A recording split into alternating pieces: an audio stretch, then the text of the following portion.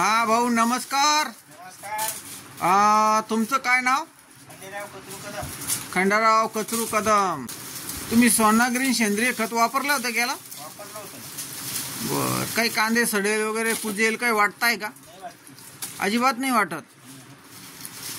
कपडा एकदम चांगला आहे का? चांगला आहे। अगदी कडक? काही त्याची कूज वगैरे झालेली नाही झाली। आळी वगैरे काहीच नाही, पूर्ण फ्रेश आहे। हे काय? बघू, दाखवा बरं कसं, किती फ्रेश कांदा आहे तुमचा। जबरदस्त कांदा आहे। आता साधारण किती MM पर्यंत कांदा आहे सगळा? 60-70 MM पर्यंत कांदा आहे का?